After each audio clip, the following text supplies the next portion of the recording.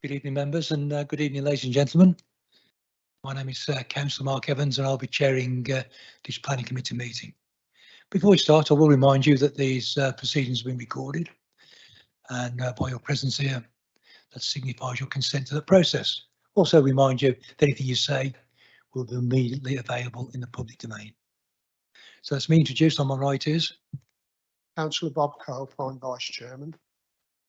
to my left. Hardeep Sharma, the legal advisor to the committee today. Helen Bembo, Development Management Team Manager. Ellie Harris, Lead Planning Manager. Michael Brown, Assistant Team Manager for Strategic Projects.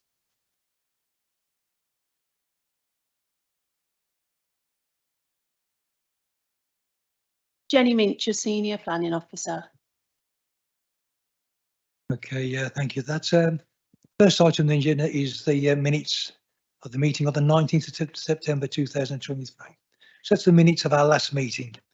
If you're present at the meeting and deem them a true and correct record of what took place, will you please signify?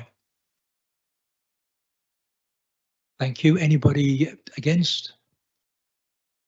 Any abstentions? Thank you, members. We'll sign those minutes later. Item number 2 is apologies.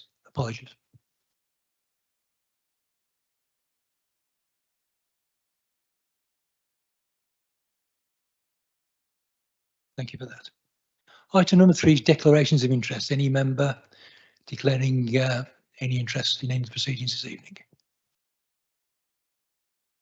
Thank you. I myself will declare an interest in planning application, which will be the 5th one that we listen to, and that's 717. I will vacate the chair and Councillor Cope will take over. So declarations of interest for myself. Item number 4 is determination of planning applications.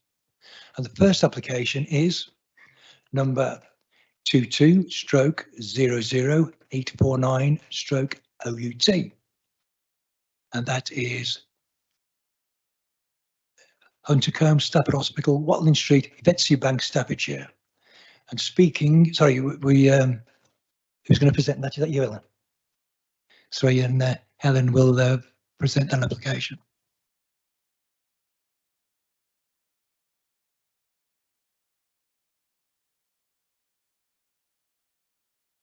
Thank you, Chair. This application relates to Huntercombe Hospital, an existing child and adolescent mental health hospital located north of the A5, approximately 2 miles from Wheaton Aston and 0.8 miles from Bishop's Wood. The site comprises 1.9 acres of open grassland, together with part of the existing hospital car park. West of the existing hospital is Wheaton Aston Care Home. This application seeks outline approval for 2 new buildings to provide 12-bed child and adolescent mental health services, or CAMS unit, and a special educational needs and disability school, or SEND, to support the existing hospital and provide improved purpose-built facilities.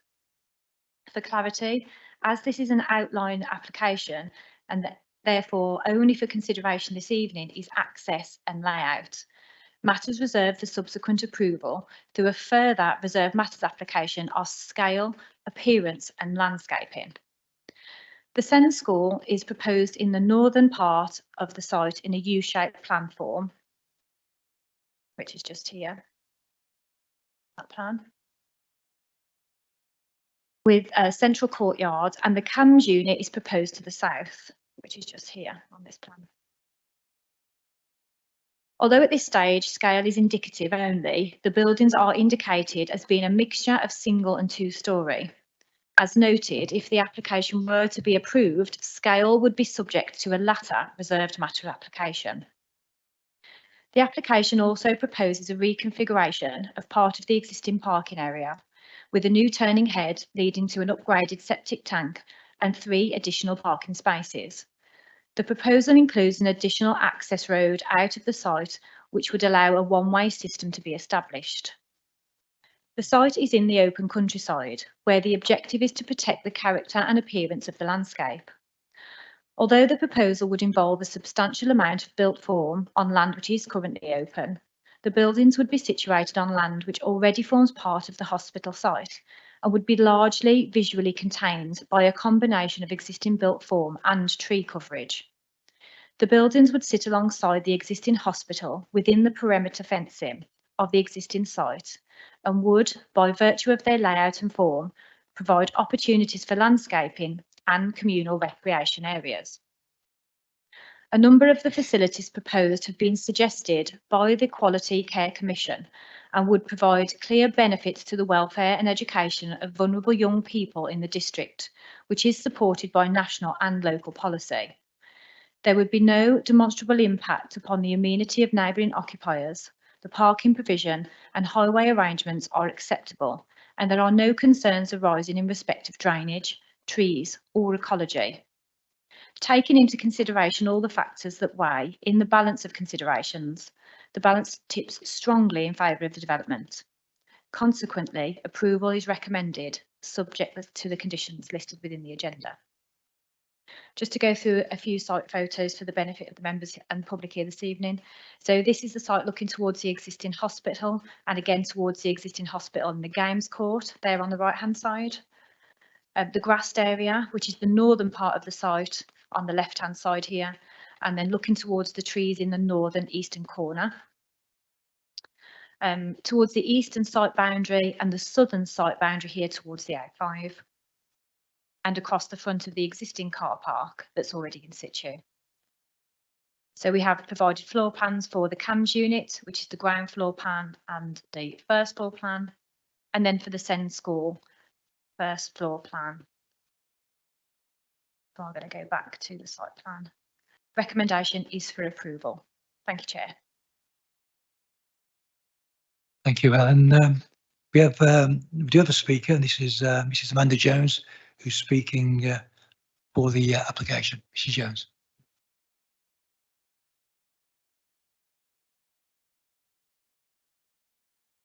Madam, if there's a time limit, it's 3 minutes, and we'll be quite strict on that. Thank you. Okay, they told me you'd be quite strict. Can I first say thank you to Helen? That was a nice introduction to the project. I had written a long document to help explain it all to you, but it's very long and there's no necessity. I feel that the important things to talk about are the requirements for the SEND school, which at the moment the whole site is operating under a very bitty educational requirement. The educational team have worked really, really hard over the last 4 years to attempt to deliver a very good programme to the residents that are in the buildings. But the buildings on the site are old. Even the new unit is challenging and they're scattered all over the site. They haven't got science facilities, they haven't got arts facilities, and they are struggling. So they would very much like to have a new SEND building so that they can call all of the residents that are on the site into one school and teach a more dedicated programme. They've got 34 students at the moment on the roll for the school. 6 of them are at the 18 sixth form level. And as we know, mental health is quite challenging to teach to anyway. So a dedicated environment to be able to do that would be really, really useful. Next, I'd like to talk about the new unit and the facilities that we've put inside the new unit. At the moment on the site, they haven't got the ability to be able to allow the parents to come to the site and stay. As we know, a lot of mental health residents are coming from further and further afield because more and more facilities are not available through the NHS. So in these private areas, because they've got residents that are coming from a long way away, it becomes they become disconnected from the parents and from the family members.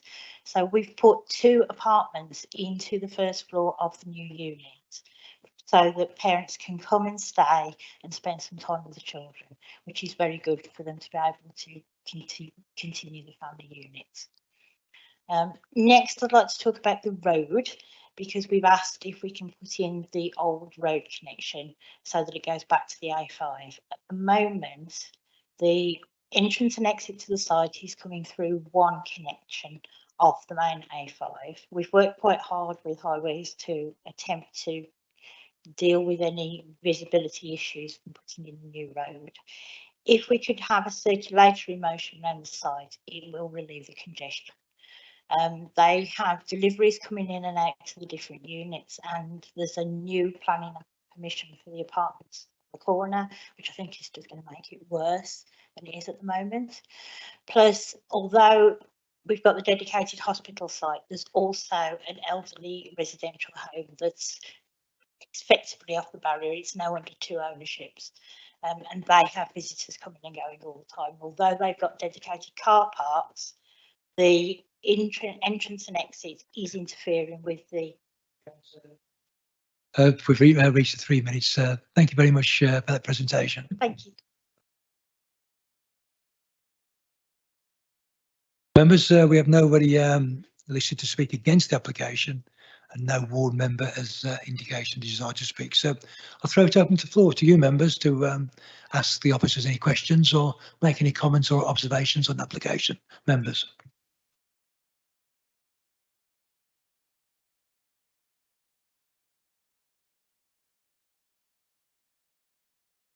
Councillor Chapman.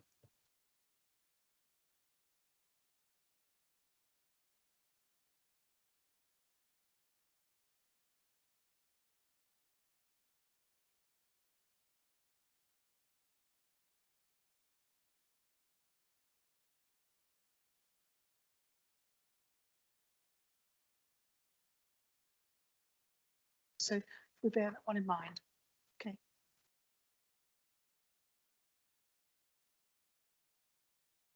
Yeah, I just didn't actually understand that observation, because from a planning point of view, you will be granting development of a permanent nature, and any future applications for new development will be determined by this committee on its merits. So today you're dealing with the proposal, and any future applications are really a consideration for another time. Thank you, Pardiv. Thank you, Councillor Chapman. Somebody's still switched on. Councillor Reid.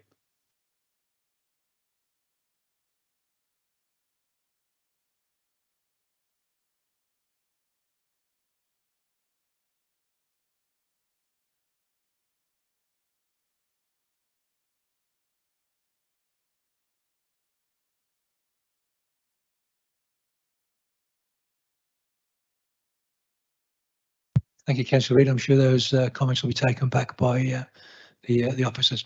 Members, does anybody else want to raise any questions or observations, any comments? Councillor has the time.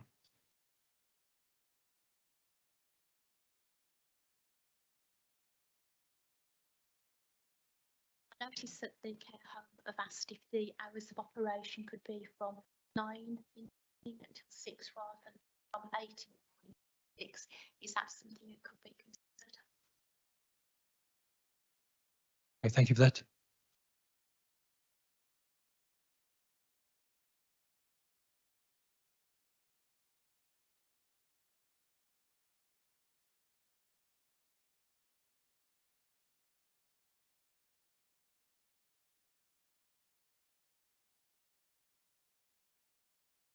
Yeah, we were just saying there's no planning harm arising from the changes in terms of the hours.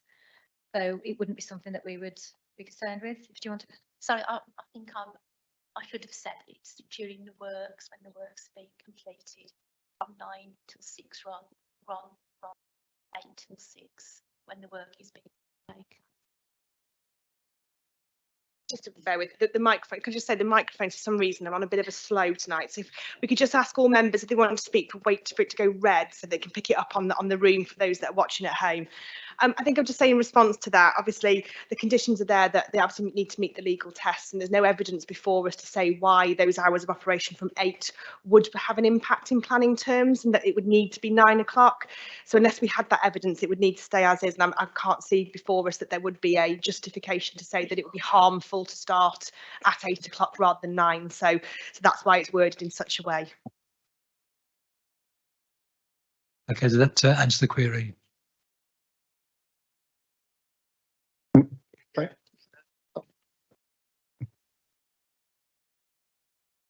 just to come back on that, Chair, I think the care home are concerned for the elderly residents that the disturbance of the construction work will affect their mental health and well-being on the construction work going ahead with all the impact that it could have on their dust.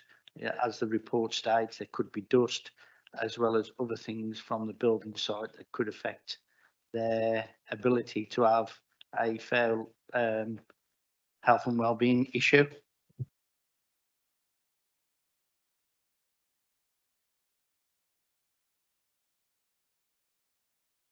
Yeah, thank you for that. Is there any observations from the officers?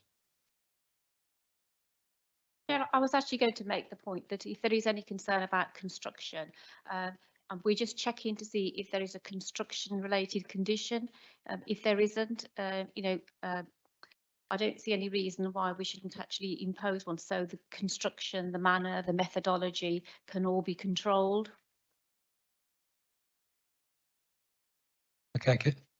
Thank you. It's my turn. Am I on?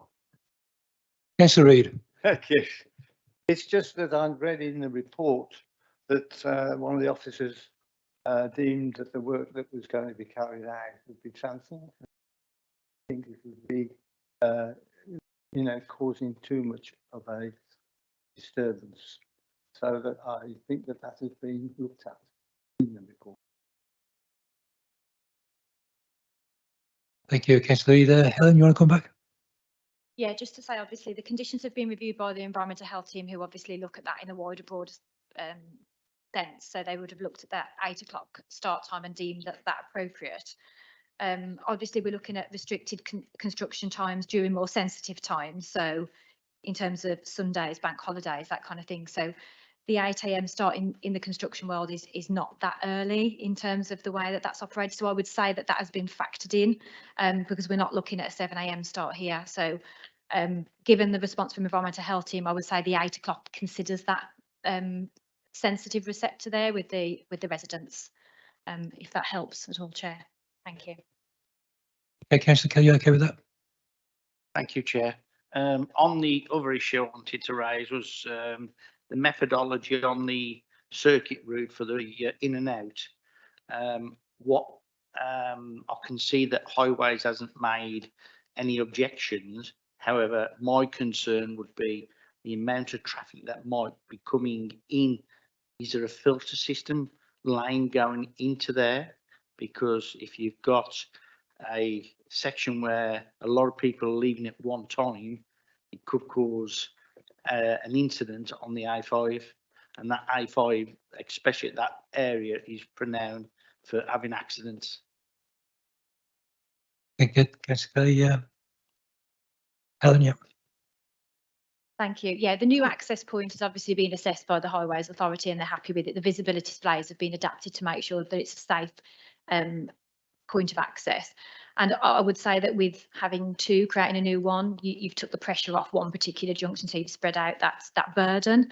As long as the access and egress points are considered safe, the circular route is probably a better option because it does take the pressure off in terms of one in and out of the site. So we're comfortable with that as recommended. Thank you, Chair. Councillor Duncan. Thank you, Chair. With regards to the agricultural officer's consultation, can you give any update on his recommendations?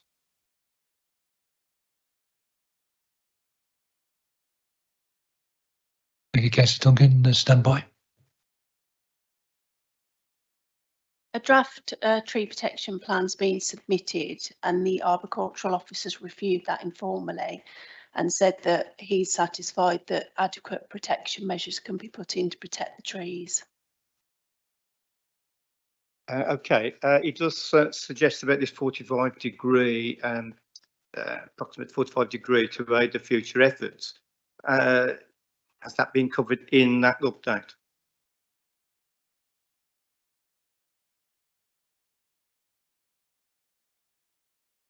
Yeah, just reading what he's put down there, he would strongly advise that the orientation of the school building is rotated through approximately 45 degrees to aid in future efforts to protect on-site trees by moving construction activity further from the tree line. Is that covered in his latest update? Yes, that's been looked at further and that's been addressed. He's happy that the building could remain in the position as shown. Thank you. Councillor Harper-Wise. Thank you, Chair. In the conclusion, there's a reference to the CQC suggesting a number of facilities. Do we have any details on those facilities and how this site will deliver those?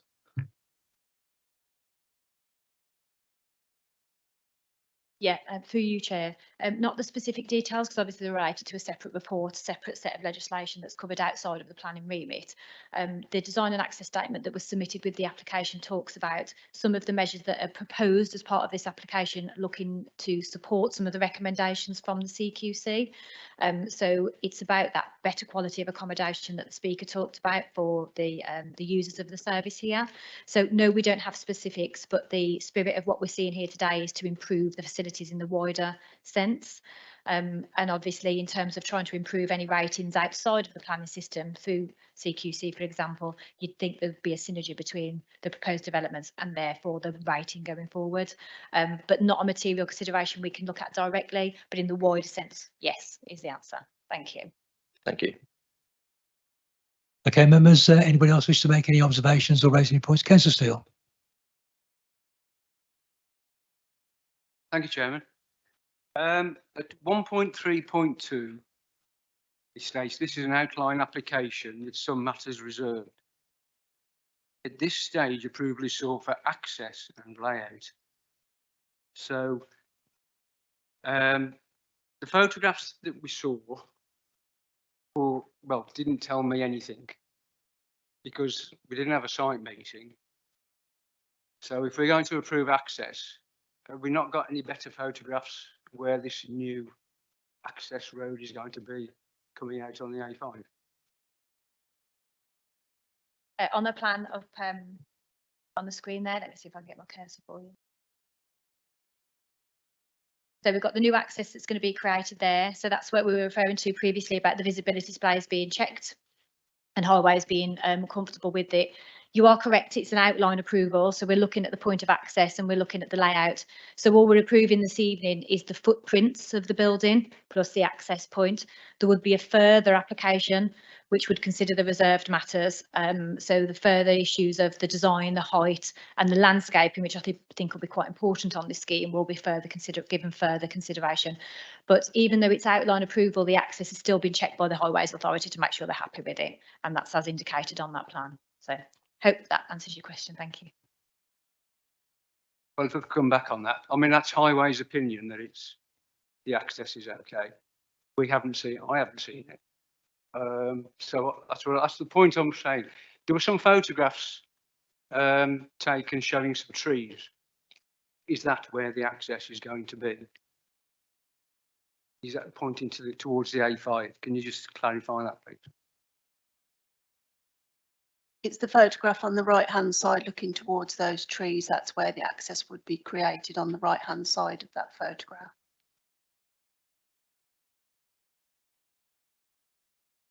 I could continue then, yeah.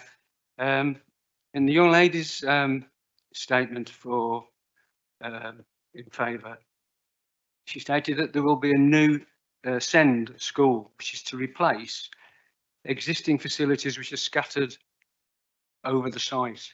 So is there any trade-off with other buildings possibly being demolished to make way for this new school? Because I assume that means bringing everything together in one building. Well, surely there will be some buildings potentially redundant if that's the case. No, in terms of this application before us, it's the new build that we're looking at the principle of this evening. So it'll just be reconfiguration of existing uses. There's no demolition. So it's a case of providing extra facilities and reconfiguring the existing buildings in terms of their use on the site. Just to go back to 132, it said about scale and layout, etc., will be done under reserved matters. So that's when that can be discussed in more detail. Okay, thank you. Yeah, in terms of scale, so how high the buildings will be, the bulk and mass would be considered at reserve matter stage. So what you're looking at there on that plan is the footprint, and that's what you're looking at approving this evening, should you be minded to do that. Any further detail will be a subsequent application that would be before members. But just on the point, yeah, I understand that you haven't seen it in the flesh. You know, there was no site visit called for this. Members have the opportunity to call a site visit, and the process is that we facilitate that once they're called. There wasn't a request on this particular application, so no site visit was put in place. Thank you, Chair. Councillor Steele, you okay with that? Councillor Kelly. Thank you, Chair. On the point of Councillor Steele, I just thought that on not the site visit, but better photos of the access would have been more potential to show what could it look like, because looking at that, there are trees and hedging needing to be removed, and are there going to be any replacement of trees and hedging to do that on one point? Yeah, obviously the decision this evening is not based on the photos. We're just trying to give you a bit of context in terms of the wider site area. The access point has been considered by Highways, and they're comfortable with it. Any loss of trees or anything as a result would be mitigated against by way of the conditions. And also, I think it's really important here that we remember that landscaping has not been considered. We've got the opportunity to put a robust landscaping plan in place when the reserve matters applications come forward, and that's very much something we'd be looking to seek to rectify. But I take your point back on the access point, and I'll feed that back to officers in terms of future applications. But to be clear, there is a very detailed plan associated with the application that we would be granting approval for, should you be minded to. Thanks, Chair.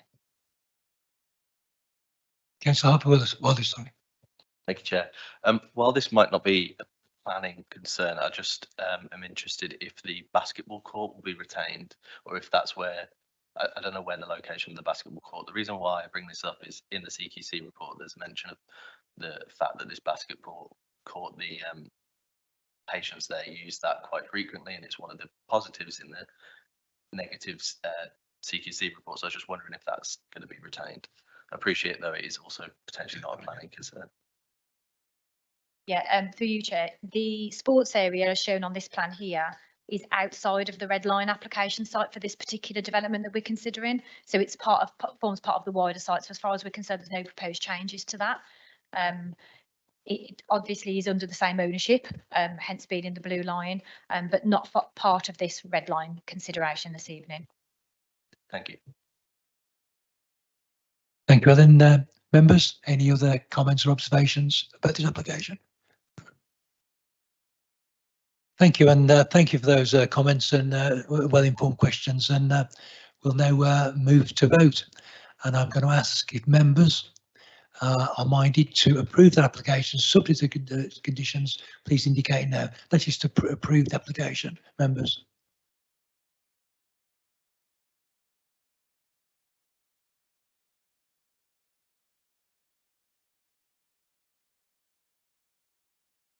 Anybody voting against that application? Any abstentions? Anybody abstaining?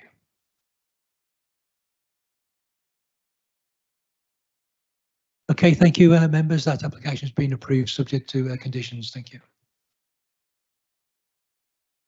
The next application is application 22/01/007/full, if you will. This is at Crump Hillocks Farm, Bradby Lane in Enfield, Staffordshire. And is that to you, Helen? And Helen will present the application.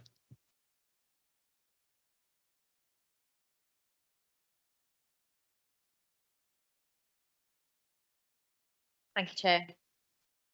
This application relates to a parcel of land south of Crump Hillocks Farm on Four Ashes Estate, Enfield. The application proposes 4 glamping pods for guest use, along with parking and turning facilities. 5 parking spaces are proposed for the site, with 1 being EV charging and another for site maintenance. Refuse and recycling facilities will be located in the parking area, and also proposed are footpaths and landscaping of the site. The timber pods would be manufactured off-site and delivered to the site partially prefabricated. They will be installed with ground screws and no concrete pads are required. A small decking area will be provided for each pod. No changes to the existing access is required. The existing track off Bradbury Lane will be used. The application site is in a isolated location.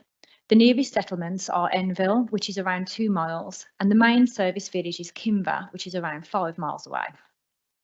However, there is multiple public rights of way within close vicinity of the site to enable visitors to enjoy the immediate countryside and the nature of the pods. The size of the pods would be more suited to couples who are less likely to be reliant on cars during their stay.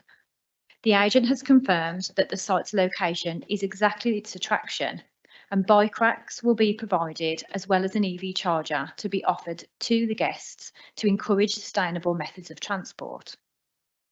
The erection of 4 pods and associated development do not fall within the exemptions for development within the Greenbelt as defined in Policy GB1 of the adopted local plan. Tourist accommodation has been considered in this context by various planning inspectors at appeal and found not to be outdoor recreation. Given this, the development is inappropriate development in the Greenbelt and very special circumstances are needed to justify the automatic policy objection. The following considerations are put forward. The development is small scale and the position of the pods and footpaths will be discrete given its surroundings, given the existing tree coverage and the site topography. The proposals will not have any undue impact on the medium or long-term views. A new native hedge is proposed to the southern boundary to help shield the southern 2 pods. Whilst the pods and decking will be in situ 12 months of the year, no permanent foundations are required, and therefore in terms of harm to the openness it would be limited, a matter to which the planning officer has attached moderate weight in their balance. In support of the application, the agent has demonstrated that there is a market for this type of venture in the local area and the economic and ecological benefits that would derive from the proposal.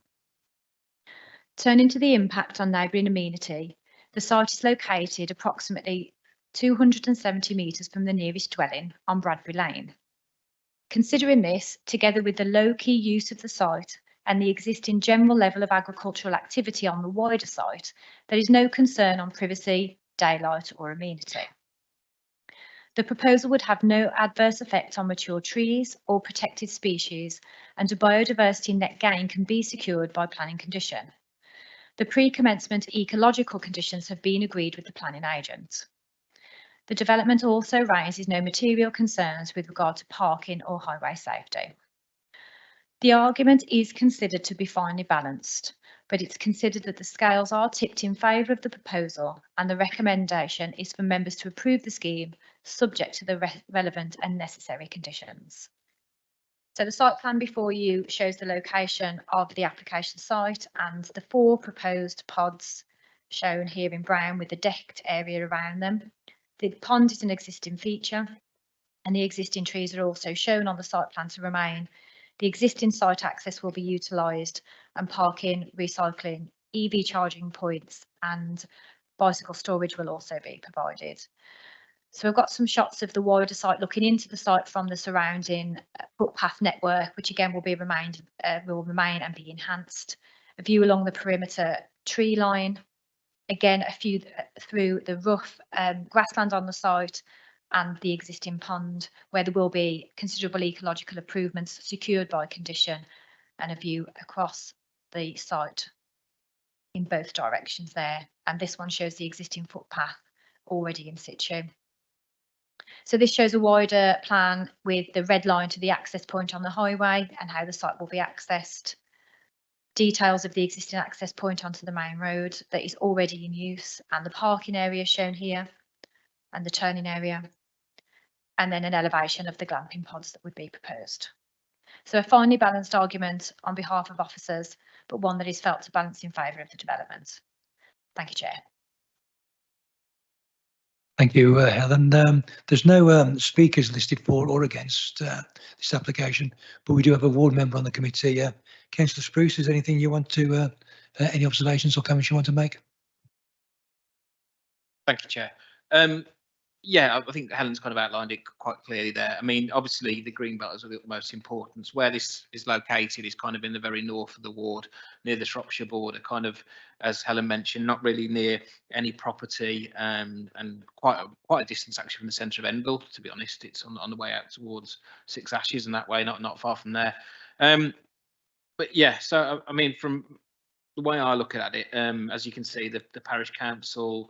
There's been no objections from anybody. I haven't had any representations made towards myself or any of my colleagues either. Glamping is not that I've done it once, but it has a minimal kind of impact on the local landscape. And in fact, it probably can enhance it, like you say, with the biodiversity gains and the landscaping of the area. One thing we do need in Kimber and Emble is more people to come and visit.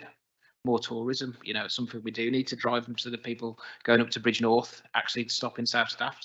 You know, as much as I like Shropshire, I would like people to be in South, to come and visit South Staffordshire. You know, we've got wonderful high streets and the edge and the canals and rivers, and business is desperate for people to come and stay and come and visit. And we don't have a very big offer really in that respect in the ward for where people can stay. So on the balance of things, yes, it is in the green belt, but I'm minded to support the application. Thank you. Thank you, Councillor Spruce. I'll throw it open to members. Members, any member wish to make any observations or comments or ask questions of the officers? Members.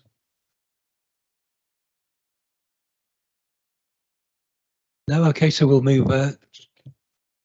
Sorry, Councillor Kelly, I'll miss your hand there. Councillor Kelly. Thank you, Chair. Just ask the officers on what exceptional circumstances does it weigh in favour of to get through Greenbelt?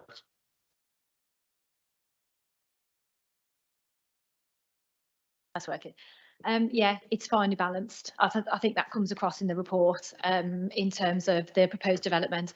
But tourism and recreation is definitely weighed in favour, as has the biodiversity net gain, and the fact that we have looked to form a sustainable form of development with cycling and EV charging points, and ultimately that it's a low-key development. There's 4 pods. It's very much envisaged that it will be probably 1 or 2 families using them quite close together. So a finely balanced argument when it comes to the green belt, which I hope we got across, but we do consider that the benefits in this case, through the very special circumstances argument that's been brought forward, has outweighed that. Thank you, Chair. Councillor Kelly. Councillor Duncan. Yeah, there's 4 pods being looking to build here. Would there be a restriction if that had gone way above that? That's what we'd have had to have balanced, yeah. And I think the more built form you are adding into the green belt, the balance starts to tip. And like I've previously explained, because there's only 4, I think it goes in the favour when you bolt that together with all the other benefits of the scheme. If we were to look at further pods in the future, we'd have to look at that in the round in relation to what's already there. But we feel at the moment, based on the scale of it, it's acceptable. But it may have been a different outcome. We would have had to assess it on its merits had it been a larger scale development. Thank you, Chair. Yeah, that makes perfect sense. But I think I'd probably have a different view if it had gone considerably above that. Okay, thank you, Councillor Duncan. Any other members wish to speak? Okay, so we move to vote. For those of you in favour of approving the application, subject to conditions, will you please indicate?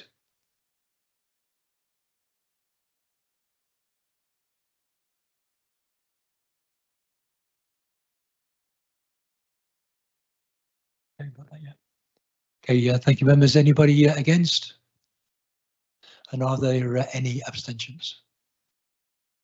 Okay, so that application is approved subject to those conditions. Thank you, members. Okay, the next application before you is number 22/0080/FUL full. And this is the former Bilbrook House, Carter Avenue, Bilbrook. And to present it, I understand it's Mr. Brown, is that correct? Mr. Brown? Thank you. Just wait for plans to come back. There we go.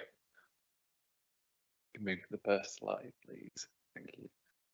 So we have before us here 2 photographs of the application site that we are looking at today. The one on the left is Carter Avenue looking north. The edge of the site is seen to the right-hand side by the car there.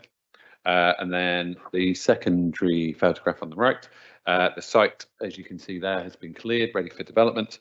And we can see in the background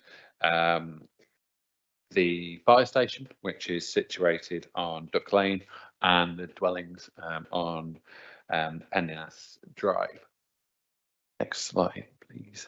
Thank you. So the building on the site, which was formerly utilised by the Cambridge Council for care and training facilities, was demolished in 2022. And we have on the photograph on the right-hand side, the rear of the properties along the northern boundary of the site, which are on Jasmine Grove.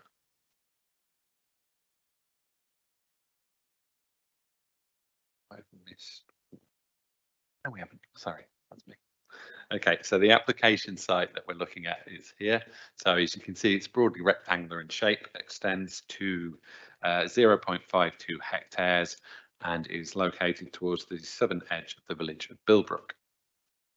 The application is proposed over 2 stories. You can see on the elevation plan just at the bottom of the drawing, within which an 80-bed care home is proposed. The building will also house ancillary staff facilities, which will be located within the roof space at the front of the site. They will include offices and changing facilities and so forth. The care home itself, move to the next slide, please. Thank you. Will specialise in dementia care, offering 24-hour personal care for residents. It will contain a hairdressing salon, cinema, lounges, a library and coffee dock. To the centre of the site is a water garden, which will be used for residents. Each apartment facing onto that area will have access into there and their own sort of little patio areas leading onto that space. Within the grounds, there are also proposed to be towards the rear a shed which will house a sprinkler tank. A bin store is also proposed along with some cycle facilities. There are 28 parking spaces proposed to the front of the site. A new access is proposed to be created so that you've got a circulation route there, and 6 of the car parking spaces are proposed to be electric vehicle charging offer.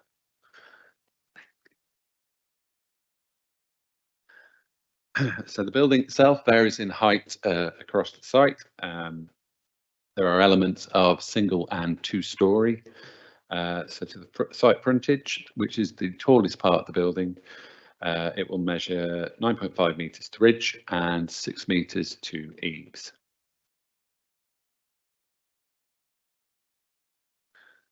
So here's the building within the existing street scene. As you can see, in terms of its measurements within that street scene, it's fairly typical of a modern 2-storey dwelling, but this area surrounding the site actually contains a mixture of bungalows and 1960s and 70s 2-storey dwellings, which in the main have quite shallow roof pitches. As such, in this context, the building will appear in height terms slightly higher than the prevailing built form, albeit it'll be broadly similar to the fire station, which is off to the right. Overall, whilst the siting and scale of the building will be somewhat out of character with the surrounding area, any harm arising is not considered to be significant. The appearance of the building in architectural terms is considered to be acceptable. The units will provide towards the council's housing land supply in a sustainable location. Whilst there are no significant concerns arising regarding impact upon neighbouring amenity, protected species, ecology, arboriculture or flood risk. The scheme is to be served by 2 access points which are considered acceptable by the Highways Authority, whilst the level of parking provision has been considered suitable to meet the needs of the future business without causing any exacerbation of existing on-street parking issues. Subject to the applicant signing a Section 106 agreement with contributions towards monitoring of a travel plan and healthcare infrastructure, it's recommended that the application be approved subject to the conditions outlined within the officer's report. Thank you. Thank you for that presentation, Mike. We have speakers speaking on behalf of the application. The applicant is Mr. Onions.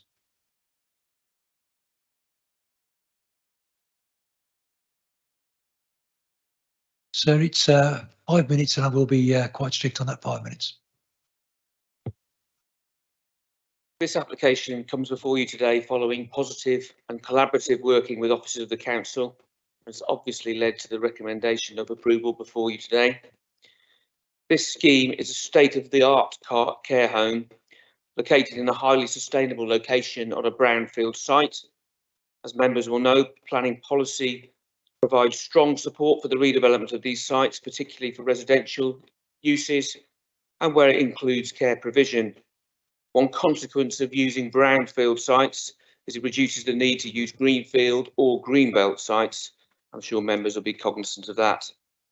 The scheme will provide additional care spaces at a time when the district's population is rapidly ageing and there's an increasing need for such facilities.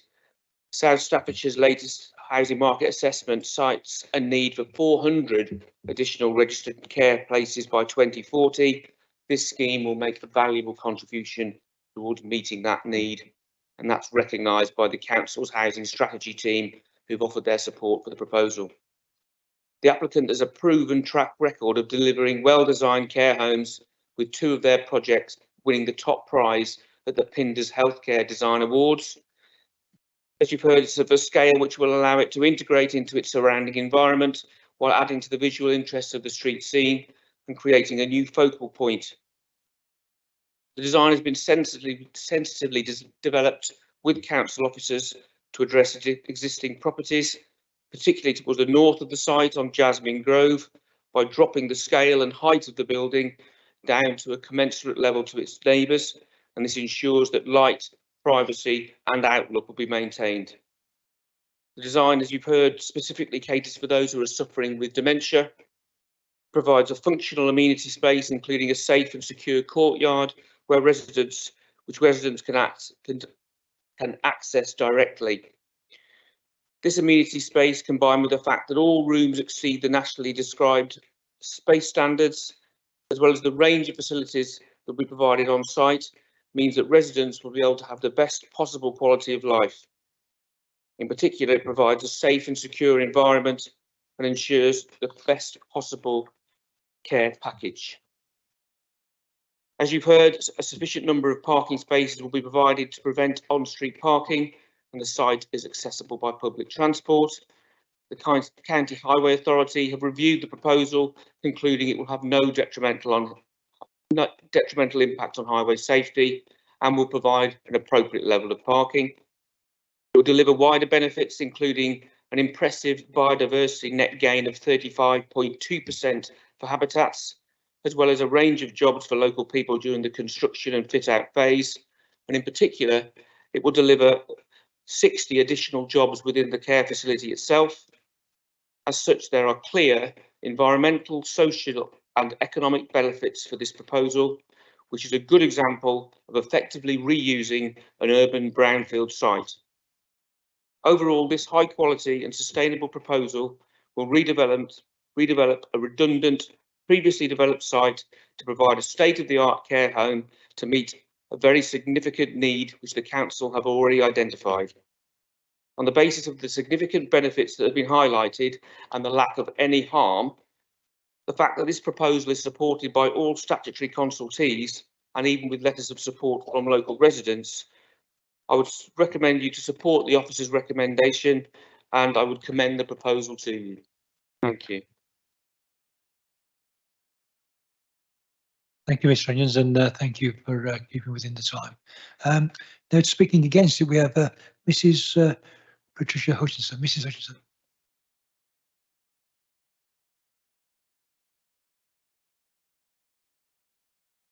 Yeah, Madam, it's the same rules apply, 5 minutes. My name is Pat Hutchinson. I'm a resident of Jasmine Grove, which borders on Bilbrook House. I'm accompanied by my neighbour, Mr. Neil Love. The building will be too big for the site. They will not be ample parking space, not only for the amount of staff a facility of this size will need, but also for visiting professionals, i.e. doctors, district nurses, visitors, etc. The residents of Cartravening have to deal with roadside parking from people leaving cars all day due to their using the train station, and from cars dropping and picking up children from 2 schools, which makes it difficult to leave homes at these times. Including a courtyard garden will also impact on parking issues, leaving even less space. At the moment, Bilbrook does not have a great public system for staff or visitors to use to alleviate any of these parking issues. 1 train an hour when they are working and 1 bus an hour after 6:30 and none on a Sunday when families will want to visit. The building itself will impact on us personally, as it will be built directly in front of our houses, not farther than 8 metres from our front doors, not front gardens. Staff at the home will be able to see into our front rooms and our bedrooms. Therefore, our privacy will be invaded. It will also cut out any sunlight to our properties. There is also a large tree on site that is going to be cut down? Any building will impact the wildlife that is there already. That means the badgers, the foxes, the bats, they're all there. Could you please take into consideration the disruption building is going to have on all the neighbours at the front of the site, with large lorries coming and going? While the residents are not opposed to this facility, we would ask the planning committee to reject it on its size. The owners have been asked to lessen the size multiple times. Thank you. Okay, thank you for that, Mrs. Hutchinson.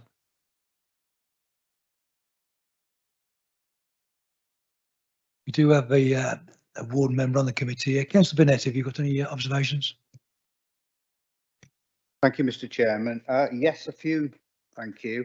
I am concerned about the parking in Carter Avenue. It is used as a dropping off point in the mornings for people to go to work in London, Birmingham, wherever, Telford, and then come back home again at night.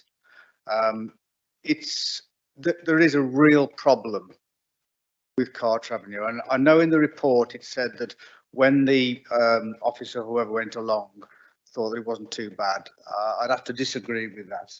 I am concerned about the height. The officer said it's a 2-storey building, but in fact in places it's a 2.5-storey building. I'm concerned about them overlooking the residents opposite. I'm also concerned about the height of the building abutting Jasmine Grove, where Mrs. Hutchinson lives.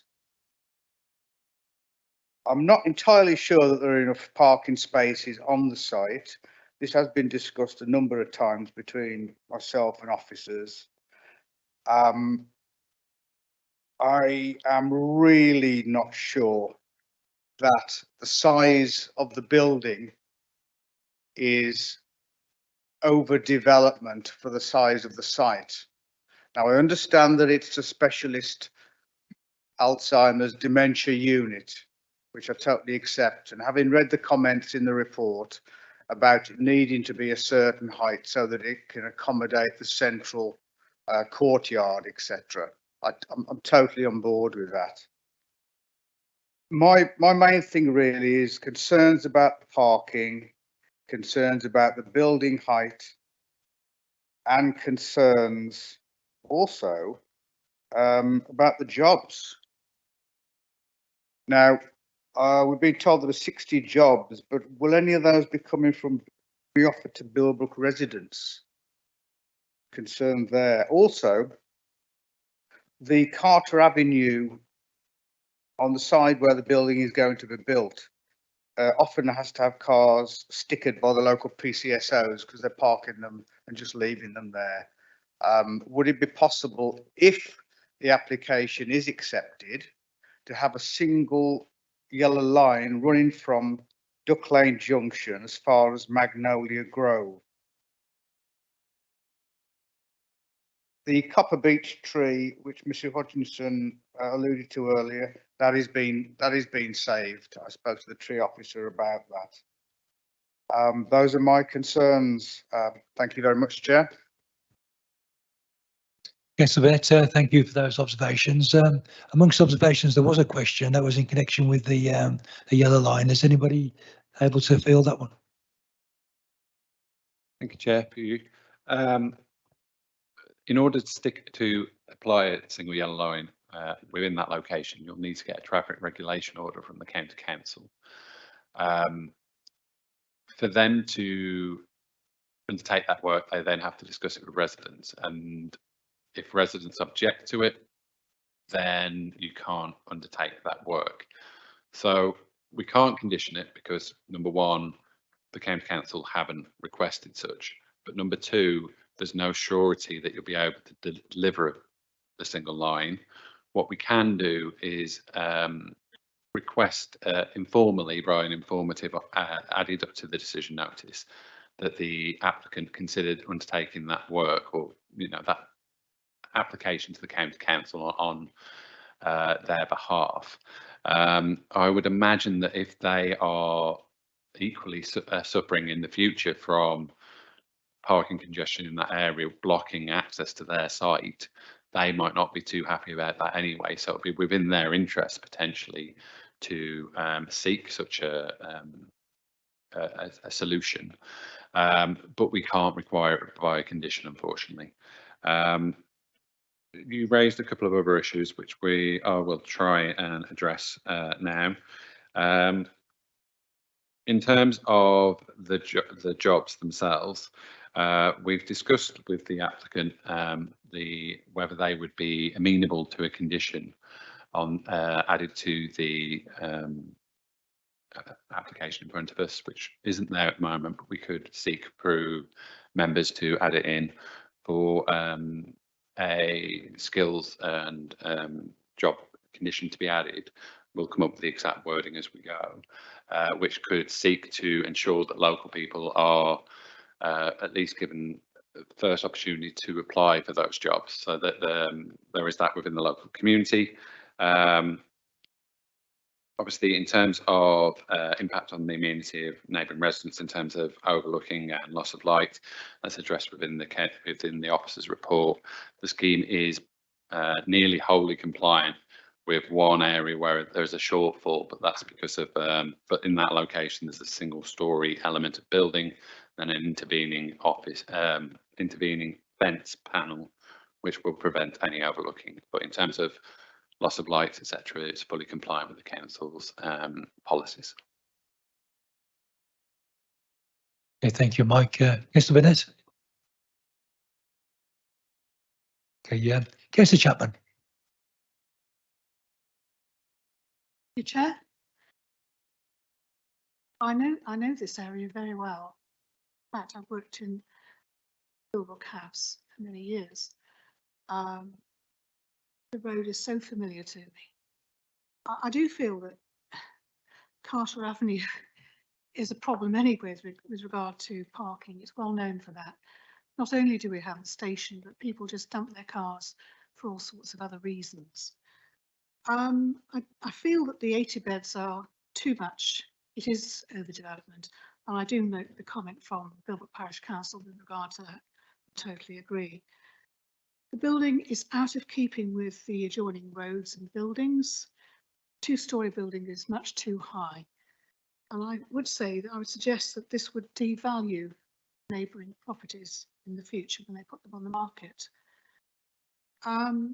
It's the increase in traffic that I'm concerned about. There's not enough car parking space in Carter Avenue anyway. So if there's an overspill from the care home car park into Carter Avenue, then there really is going to be a problem. And I know this, and we've had decades of problems in Carter Avenue. So the lighting in the car park will produce light pollution, I would suggest, but it will also produce noise to neighbouring properties. Now, I still have to keep this in mind, what we are doing to that neighbourhood. So I just conclude that the former Millbrook House always brought parking problems, and we will have even worse problems with this particular application. Thank you.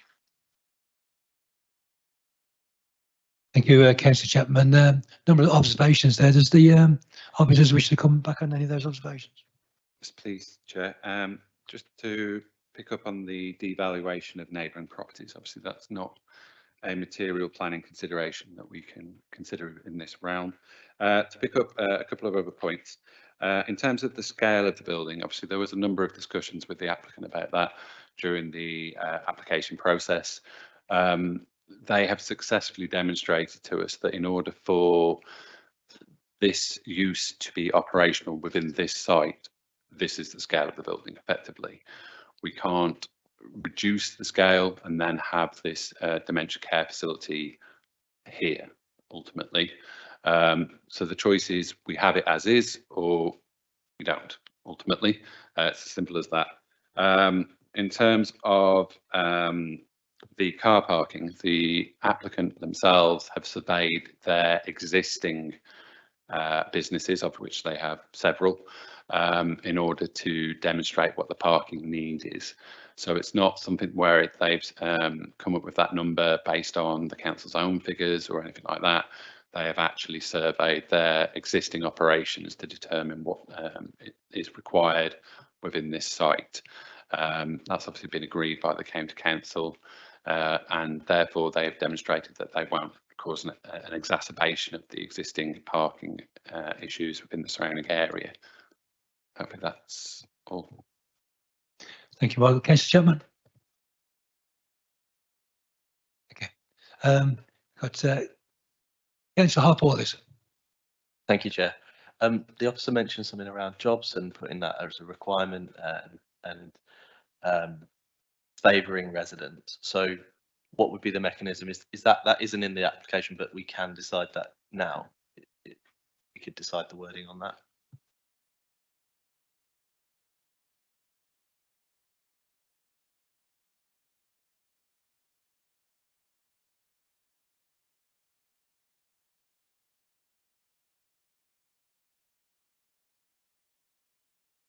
I think we've come to an agreement.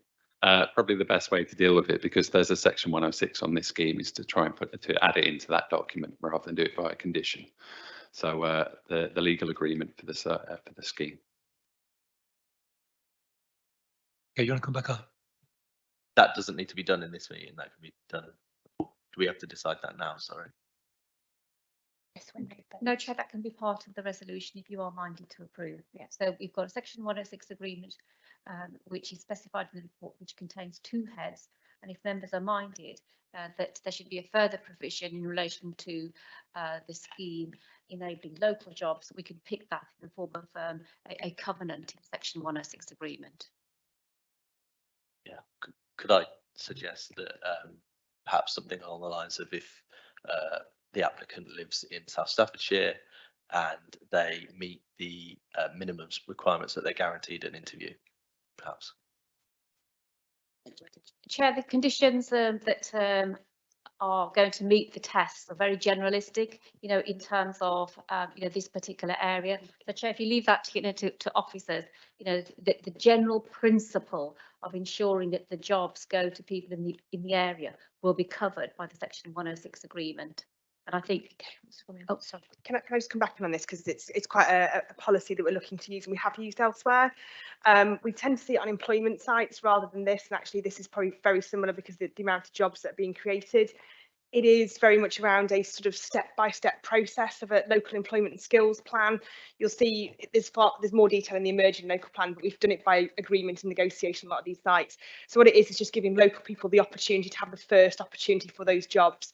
And it's quite clear, it's based in quite a lot of the work that Staffordshire LEP have done as well around what is a reasonable distance. So I'd be minded to say that because of the geography of South Staffordshire, we wouldn't sort of say the whole of South Staffordshire, it would be Codswell and Vilborough in the first instance, because it's walking distance to that employment, and then it sort of moves from there in terms of what is local. And it may even be that actually residents in Wolverhampton over the board might be more appropriate than Kinver or Enville for those local jobs. So it is a bit more pragmatic rather than a a local connection criteria policy. It's more of a give local people that first opportunity, and then if there isn't any interest, it then moves on. So it's a stepped approach. So it's not saying it's South Staffordshire residents or nobody, because that wouldn't be fair on the applicants either. It's just about giving people that first opportunity. I hope that helps clear it up.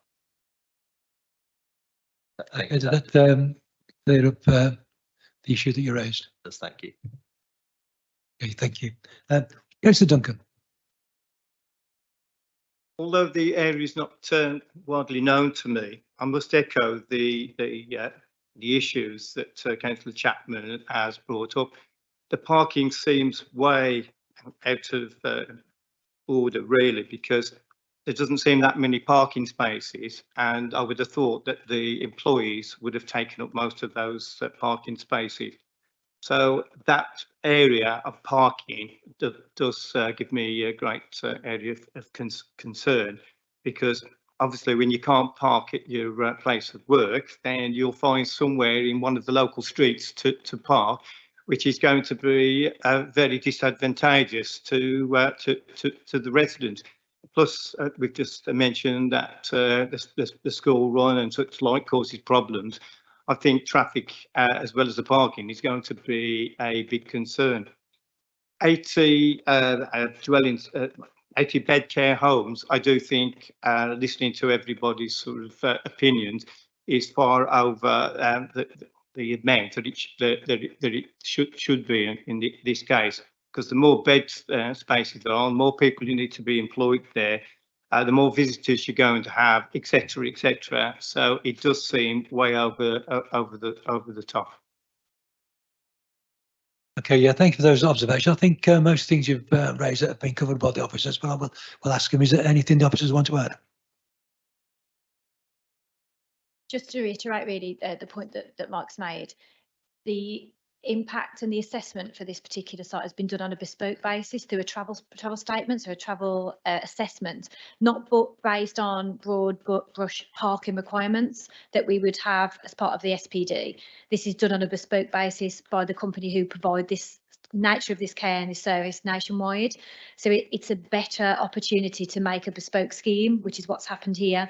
That's very much what is favoured by the Highways Authority, because it gives them the insight as to how these facilities operate, rather than just using blanket tricks data, so it one in, one out kind of thing. But the other thing to say is that there will be a travel plan associated with this. So when we talk about specifically people who work there, there will be mechanisms in place that won't favour the motor vehicle in the best instance, and that linked in with the local jobs provision, hopefully there'll be more sustainable methods. But I just think it's fair to say that it's been looked at on a very bespoke basis, and you haven't got a Highway Authority objection, so we have to be mindful of that when we're progressing the debate. Thank you, Chair. Okay, Councillor Duncan. Councillor Davies, you want to speak? Thank you, Mr. Chairman. My comments may not be maybe not be considered directly planning comments, but dementia is a horrible disease. I think that the figure of 400 homes mentioned by 2040, by 2040. I think we have to start somewhere. And if this sort of application is refused, where do we go from there? We have to think about the people involved, the patients involved, and I don't know the area, I must admit. But look at it from a human point of view. My opinion is that this should be recommended to go ahead on a, as well as the planning matters, as well as a human matter. Feel very strongly about that. Thank you. Councillor Davies, thank you very much for those comments, and I think you are quite right to raise them. That they are pertinent. Councillor Kelly. Thank you, Chair. My observations on this is I've listened to all the members and I agree in principle with both parties. My one concern is on this is, have we liaised, as Helen has said, it's a bespoke scenario, have we liaised with the ambulance service, or as there's a fire brigade station there, have we liaised with them just in case there's all that road is chock-a-block, what's going to happen? Because the question is those scenarios could cause a problem. Mike, you want to come back on that? Yes, thank you. They were consultees on the application, so they have commented on the scheme, and obviously the fire station themselves were a neighbour, so they were also consulted, although they haven't responded formally to the proposal. Mr. Kelly? My concern is simply the parking, and as I say, dementia is a #1 killer in this country at the moment. The question is we're going to have ambulances going to and from there, and if there isn't a certain specific bay for an ambulance to park there, then the question is where it's going to take parking spaces away from people to and workers to use. All right, I'll come back. There is a bay for an ambulance. It's the top left, right up in the corner. So we've got an ambulance bay up there specifically for that that use. It's not the most clear of plans, I'll give you that, but there is one there, I promise.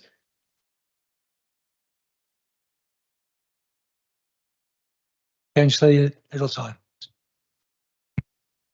Thank you. This is just an observation.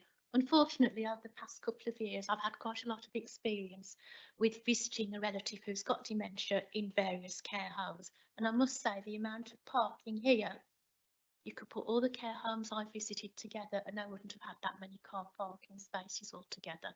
Some have only got 3 or 4 without a specific ambulance bay. So to have those many provided there is a real boon, because you just don't get that amount of parking. Thank you, Councillor Littletime, for those observations. We've got Councillor Bennett, you want to come back? Thank you, Chair. I'm really conflicted on this one because a single story home would be an ideal scenario for the site.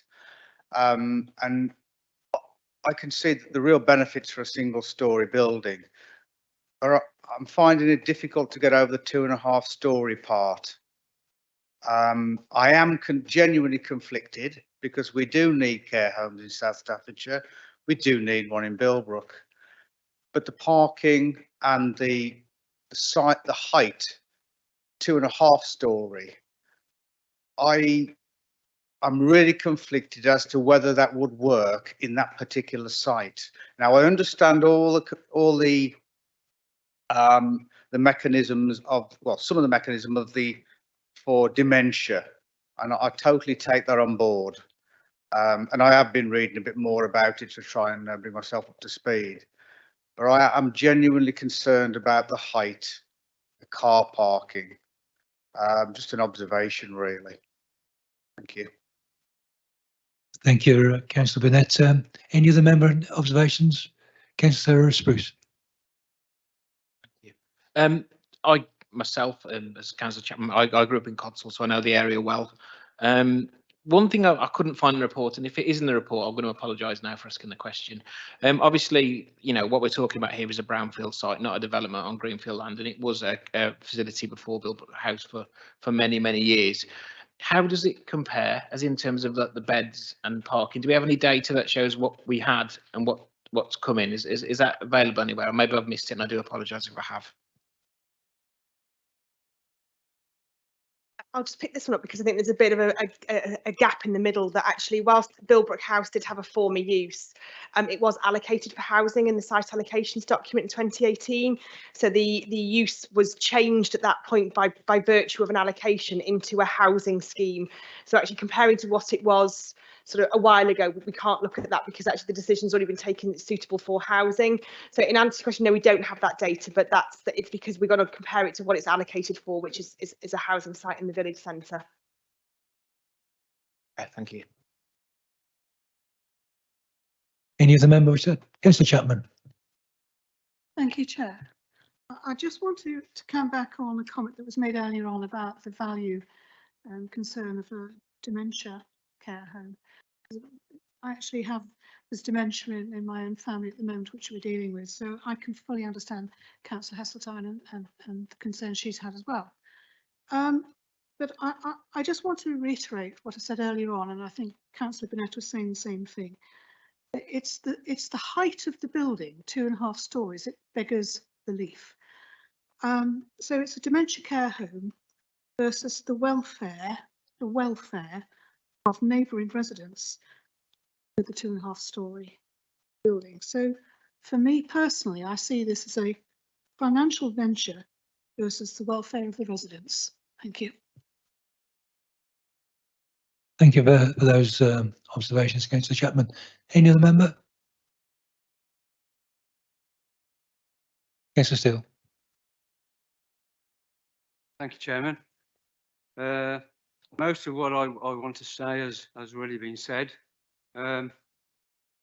Off-site parking, surveys might be done, and they might be done on a Sunday when there isn't the off-site parking issues in the neighbouring streets. Emergency services, access. It's no good having an ambulance bay if you can't get to it. I was concerned from the lady who spoke against the application. I don't know if this is correct. She said the 2-story building will be 8 metres from their front door. By my estimation, that's from here to that wall. I'm sure I'd like a 2-story building that close to me. The size, scale, mass of the building, I'm not happy with. And to be given a fait accompli by the officer, you take it as it is or not at all. I was a little surprised to hear, but I think that possibly made my decision for me. Thank you. Okay, Councillor Steele. Any other member? Councillor Kelly. Thank you, Chair. On the point of the last comment regarding what my colleague was saying, can we have the look at the picture again of the height that the officers have got? Because that gives a clearer, broader picture of what it may look like. And Was it that one? Sorry, you wanted yeah, to do? Yeah. that one. Yeah. So you're talking the tree there is about 9 metres high, the 2 trees. Are we going to be having a landscape structure put in front of all of that? Or is it just going to be open like it is? Mike, you want to come back on that?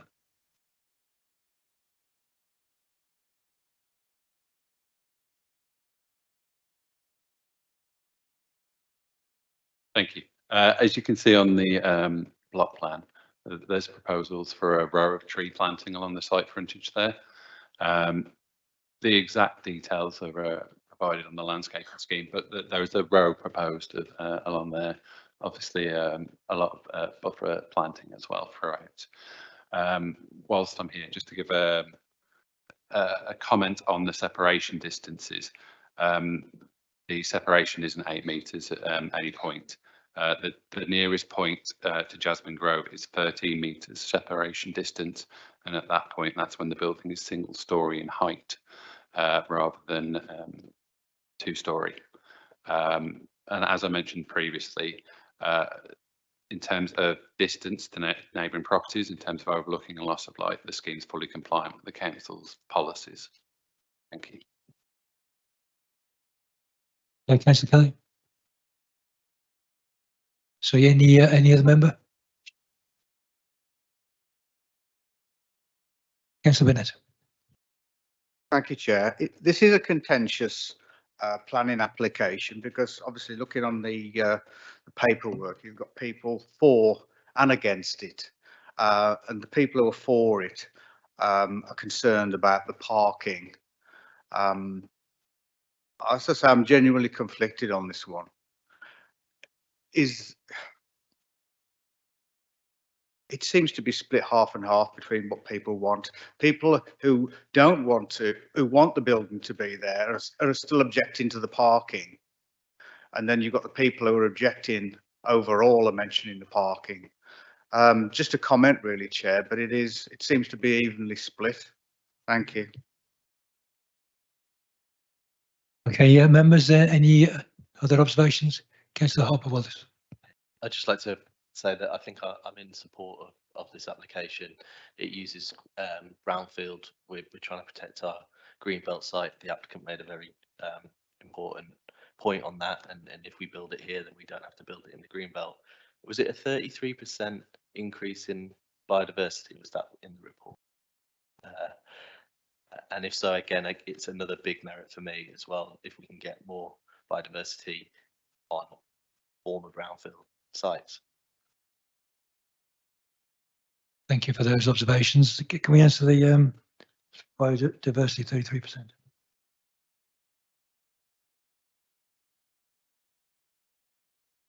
33%? Yes, the biodiversity uplift is 35.25% for habitat units and then 20.47% for hedgerow units. Okay. Councillor Kelly. Thank you, Chair. Last point I'll make is under the 106, couldn't we have a traffic order put into the 106 agreement for yellow lines or one yellow line? Chair, that's not actually going to work because basically the section 106 agreement is going to impose covenants on the landowner, and the landowner does not have control over the yellow lines. As mentioned earlier by Mike, that is a matter entirely for the county, and the county will only impose traffic regulation orders subject to statutory criteria. So unfortunately we cannot impose such a covenant in the agreement. Okay, any other member wish to make any comments or observations? Councillor Steele. Thank you, Chair. This will be the last one, I promise. Anyway, 1.1.2 says the former building, which I know is not the former use, but that should have been added in then if it was going to be earmarked for housing. The former building, a flat roof, blue and brown brick construction, set back from the highway behind a car park. And as a consequence, the previous building did not follow the wider building line along Carter Avenue.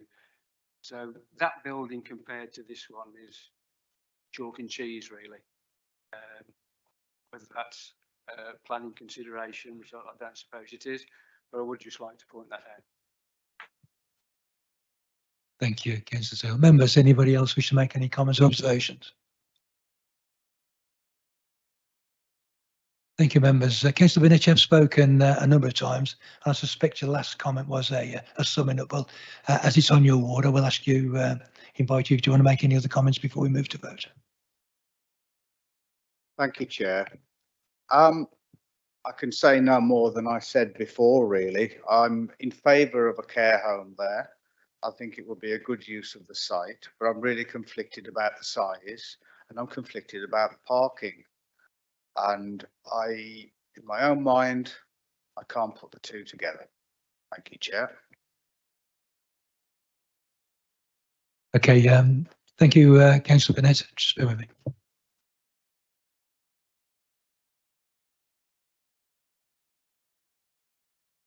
Members, so yeah, we move to vote, and I'm going to ask members if you are minded to approve the application subject to conditions, to please indicate that's to approve the application.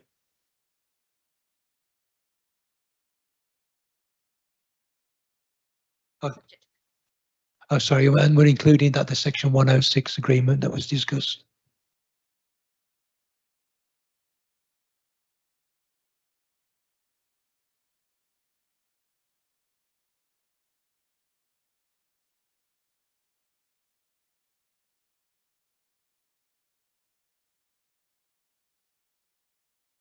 Thank you, members. Voting against the application, to refuse the application.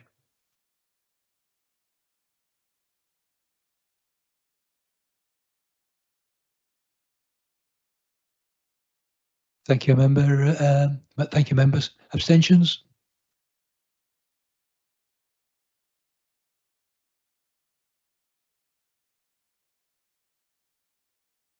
Does that 106 agreement cover what Councillor Harpooli says?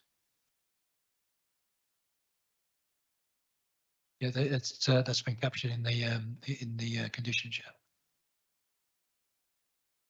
Okay, members, so that application has been approved. Thank you very much for that well-informed debate. You raised some very important points, and thank you for that.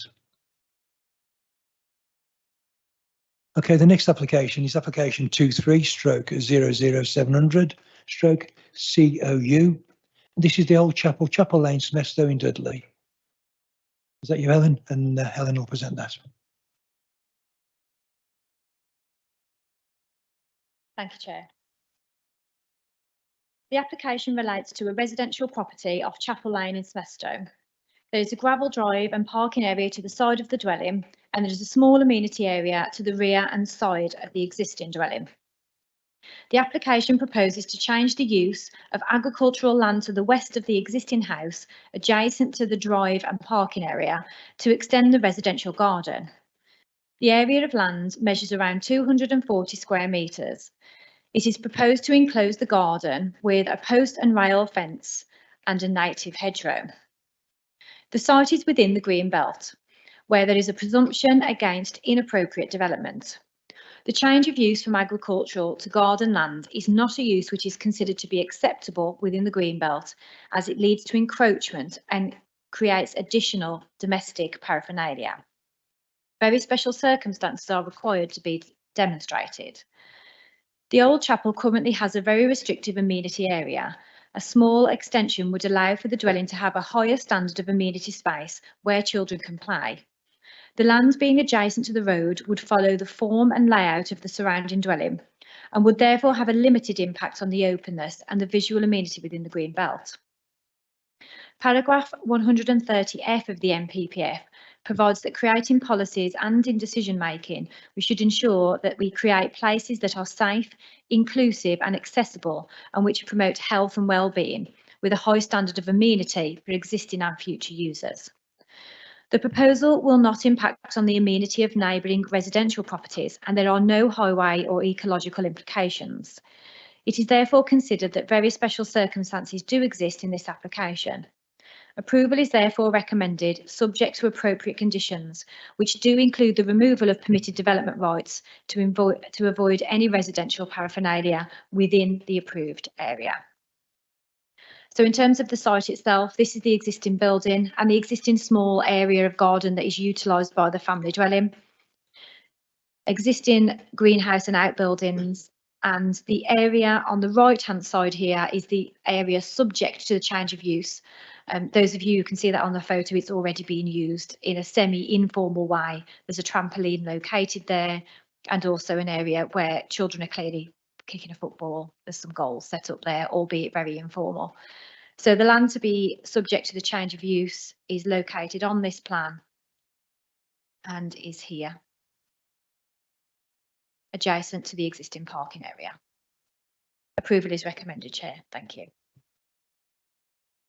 Thank you, Helen. We've had no speakers for, against, and no ward members. So straight to you, members. Anybody got any questions for the officers or any observations or comments, members?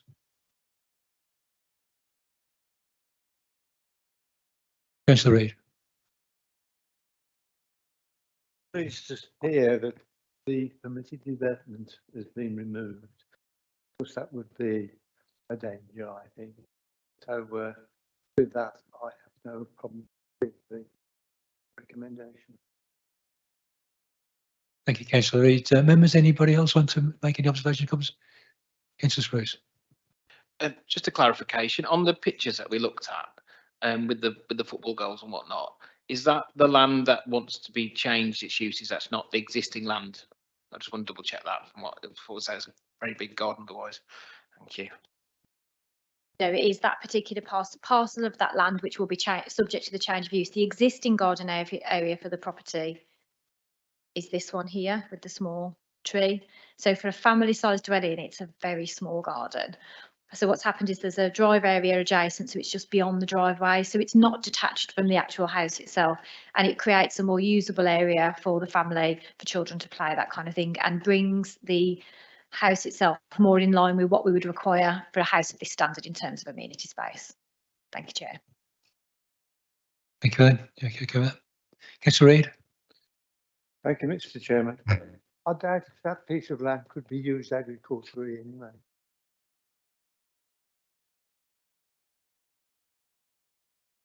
Is any other member indicating? No? Okay. Oh, sorry, I thought that was you. Councillor Seal. Thank you, Chair. We mentioned the removal of permitted development right. Is that on just that extra piece of land or on the whole total land in ownership? Sorry. Yeah, thank you through you, Chair. So just on the area that's subject to the change of use, so it would remove hard standing outbuildings, anything like that to be able to be contained within it. There's such a small area of curtilage anyway. There's already an existing greenhouse and that outbuilding that I showed on that picture. So those are already existing. So no, to be clear, just on the new part of the garden area so that we can't benefit from any outbuildings or anything like that. Thank you, Chair. Councillor Steele, you okay with that? Members? Okay, so we'll move to vote. For members, if you're minded to approve that application subject to those conditions, will you please indicate?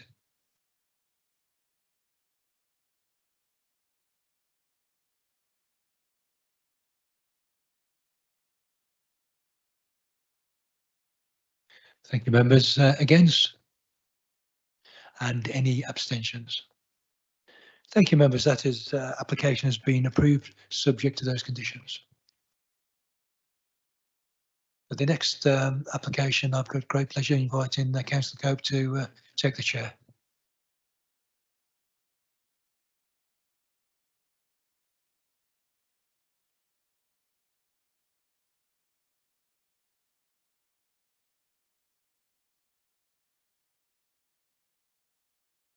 Thank you, members. So the next application is 23/00717 FUL-HH.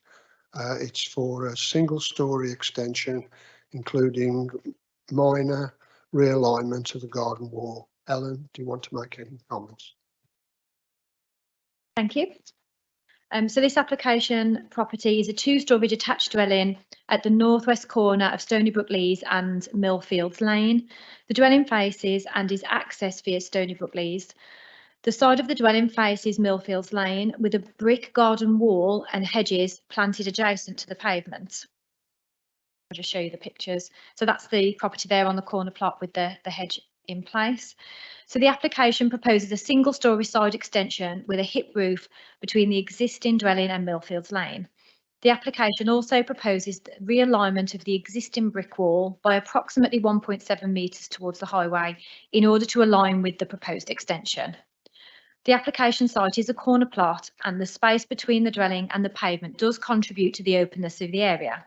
However, the proposed extension is clearly subservient to the original dwelling, given its single-storey nature. Whilst a portion of the brick garden wall is proposed for closer relocation to the pavement, there would still remain 2.7 metres between the garden wall and the pavement itself. As noted on the proposed block plan, the existing hedge and the shrubs planted adjacent to the pavement is noted to remain. It's therefore considered that the extension would not materially impact on the openness of the area. There are no concerns related to parking, residential amenity or occupier amenity, and therefore it's considered that the permission should be granted for the proposed single-storey extension and relocation of the garden wall, subject to conditions. Thank you, Chair. Thank you, Ellen. Any members wish to speak on this? No, I'll go straight to the vote then. The recommendation is approval, subject to conditions. Can I have a show of hands, all those in favour of approval? Looks unanimous to me, but is there anybody against? No abstentions? Thank you, members. That's approved. Thank you.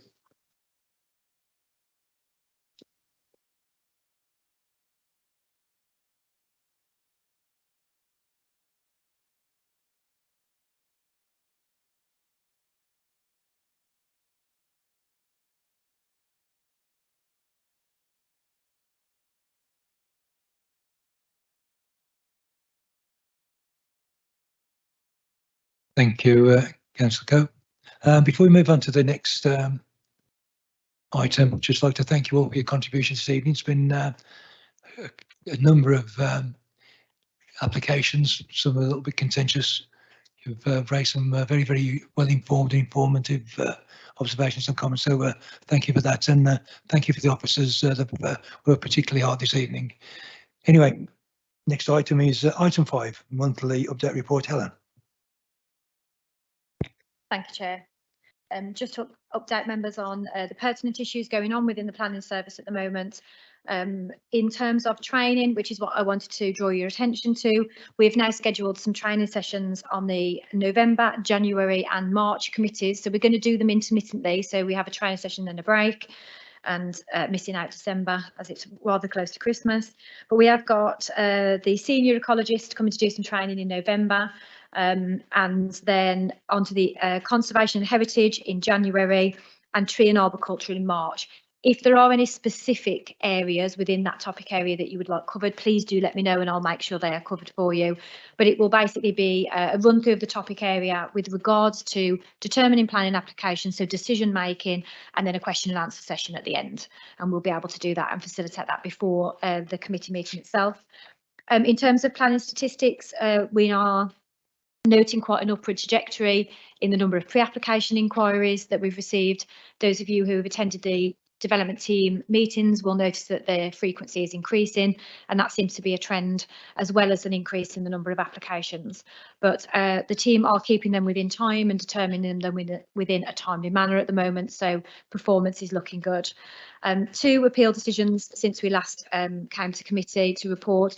Nothing that I particularly wanted to flag, but happy to take questions on those if there's any queries arising. But other to that, the statistics are looking positive, albeit we are working with an increased number of applications at the moment. Any queries or questions, happy to take those now. Thank you, Chair. Thank you, members. Councillor Steele. Thank you, Chair. Already this evening, we've had LUE, FULHH, personally I was involved in LUP.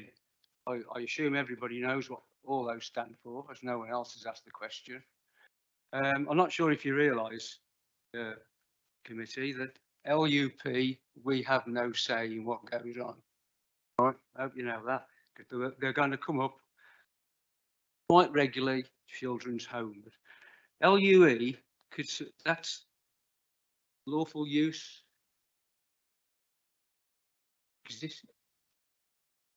Sorry. Yeah, we have proposed and existing. So when you've got LUE or LUP, one is existing and one is proposed. So that's the only difference there. If you have an existing, no, sorry, you have so with a certificate, you can either apply for an existing certificate of use or a proposed. So that's the difference between the suffixes on the application types. Thank you.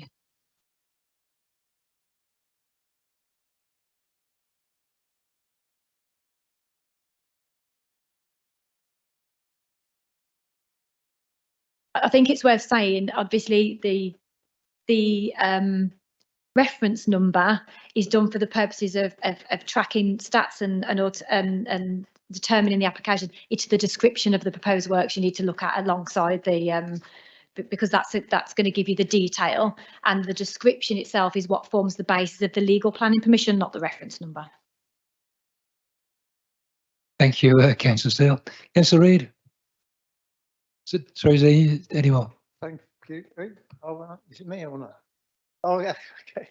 It's just that I'm pleased to hear that we're getting more pre-application, coming in. I'd rather see that than what we have with the retrospective one. So perhaps there's a change in trend, and we look forward to that. Thank you. Yeah, Kelly, you want to come back on that? Yeah, thank you very much, Chair. First of all, I'll just pick up on the different suffixes. There are lots, and I'll say that I see one today that I was like, what's that? And to be honest, we don't need to know what they are. As Helen said, it is very much around what the proposed works are. This description is key. That said, we are looking at doing some sort of guide for everybody to know what the different ones are. Just picking up on just to be really clear, because I know you made the comment that committee have no say on LUPs. That's not unusual, because a certificate of lawful use proposed, which is a LUP, or a certificate of lawful use existing, doing, i.e. confirming they've been doing it for some time, is simply a matter of law. It's not planning judgment. It is whether the existing use or the proposed use meets the legal definition. There is no consultation on it because it is a black and white, is it? That's why in no planning authority across the country, committee members or members get involved, because it is a very simple situation. I appreciate that's not what you want to know, what to hear. That is the law, and unfortunately I can't do anything about that. That's what it is. So just to be, you know, really clear, it's not that we're not consulting you, it's just not how the law works. In terms of the pre-application, and obviously I'm conscious we're in a public meeting, so just to be aware that the reason why we're seeing a lot of pre-apps is there is a lot of developer speculation that we are soon to lose our 5-year land supply, and what that will then mean for the council's ability to demonstrate a land supply, and then whether the presumption in favour of sustainable development kicks in. I'm looking to do a member training session when we have the new 5-year land supply to update you on what the position is, and then also look at what that may or may not mean depending on when those figures have been finalised. I'm looking at the moment at the 27th of November, but an email will come out to you and it'll be a virtual session. Very much encourage planning committee members to come to that, but it will be for all members to come to that as well, because obviously there's, you know, a lot to be considered in what a 5-year land supply position may or may not mean. So more will follow in due course. I hope that just kind of clarifies why we're seeing, because we are seeing that increase. Thank you, Chair. Thank you, Kelly. Councillor Reader, you okay with that, yeah? Councillor Steele, yeah. Councillor Kelly, I think you were. Yeah. Sorry, yeah, it was just on. I threw myself by being stupid. The appeal, re Stourbridge Lodge, was a little bit confusing. The reason, and that was an appeal against an enforcement case. So obviously we weren't aware of that, were we? Because it was an enforcement, it wasn't a planning. And the result of it, does that mean that the householders go actually demolish parts of the property? Yeah, so it was an enforcement appeal, you are correct, and it related to unauthorised development on the property. Yes, the notice says that they've got to demolish. It is confusing the way that the planning inspector delivered that to us, because they changed the notice to give the homeowner more time, basically, to do that in terms of meeting that reasonableness test.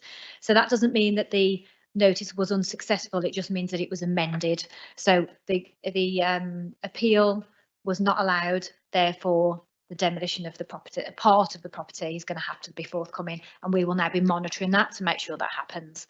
But yeah, that was the result. So the only change was to the time period that they were given to do that work, those works. Thank you, Chair. Thank you, Helen. Councillor Steele, you okay with that? Councillor Kelly?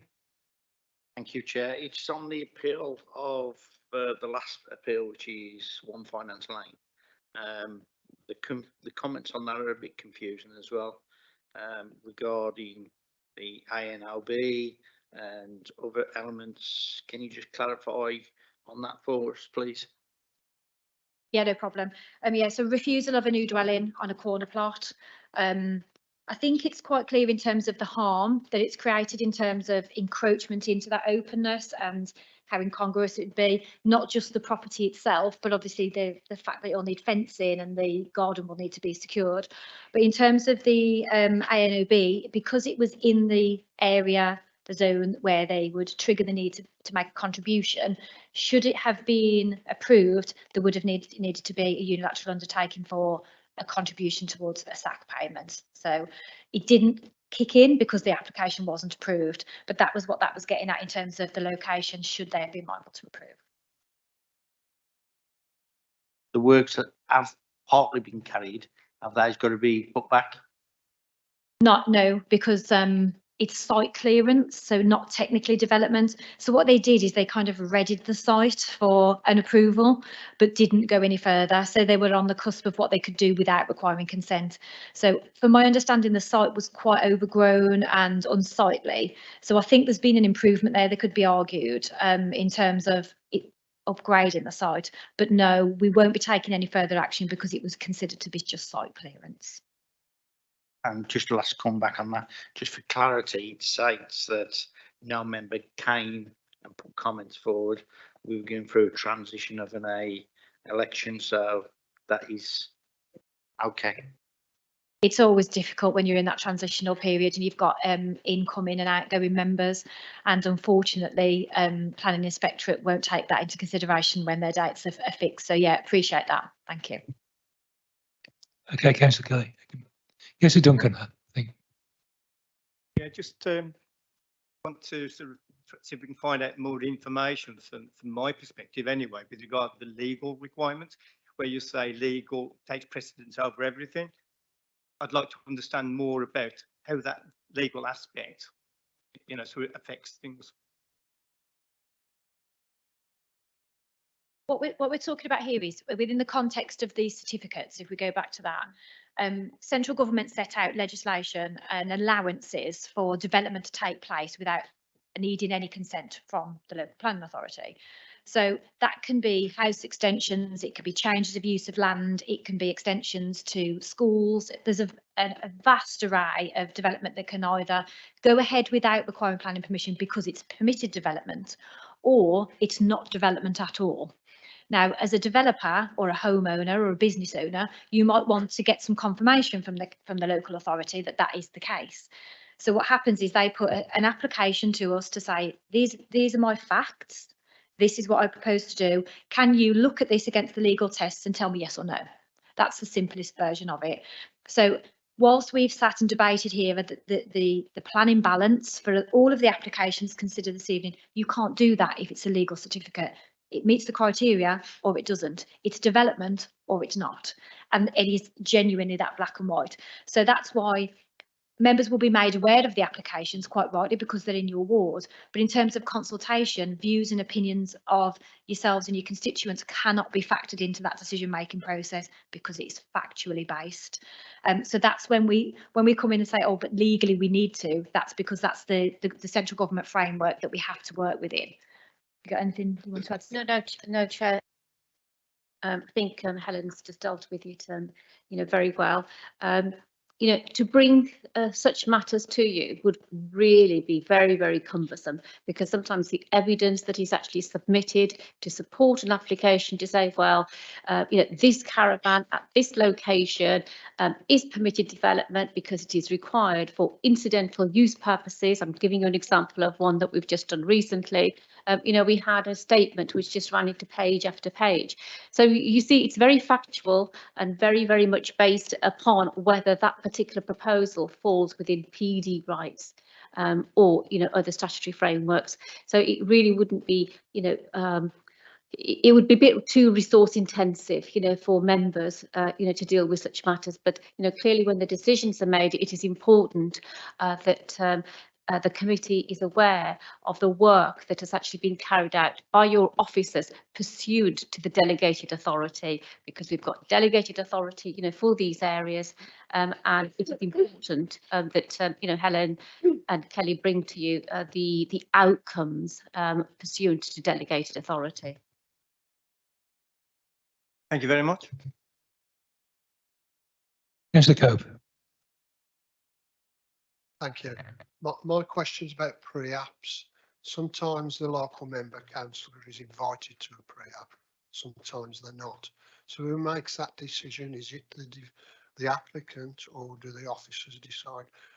How are we invited to the pre-apps? Thank you. Thank you. We offer a different array of services through pre-app. Obviously, the most expensive one is the development team meeting that you're referring to, where local ward members get invited. That's purely at the choice of the applicant. They can choose which pre-application advice they want to receive.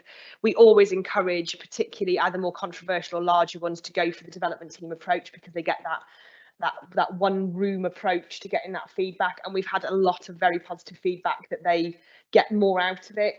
If they apply for an officer to look at it and write a letter, they have to then manage that. Whilst it's cost them a lot less to do that, that is a planning officer giving their independent view. It may not have all of the consultees feeding into it, and it certainly won't have that local flavour feeding into it. So you tend to find that applicants will want to go for that where they know they've got a housing proposal or something that may be locally controversial. We always encourage that if we can. So that's why we're seeing quite a lot of those coming forward. We don't involve members in the smaller applications purely because of administrative burden. We get quite a lot of pre-application advice, householders, etc. And because we have a set deadline, because it's a paid service that they want their response back quickly, we don't have that time or the ability to do that. So I hope that explains the differences. Okay, with that, Councillor Cope, yeah. Okay, members, I'm conscious of the time. Have we all finished? No? Councillor Burnett. Thank you, Chair. Just one question for Helen and Kelly. The pre-app that we recently did with a large house builder. Yes. That's fine. Thank you very much indeed. Thank you. Good answer, Kelly. Thank you. But members, any other observations or comments? Thank you very much. Thank you very much for attendance this evening and have a safe journey home.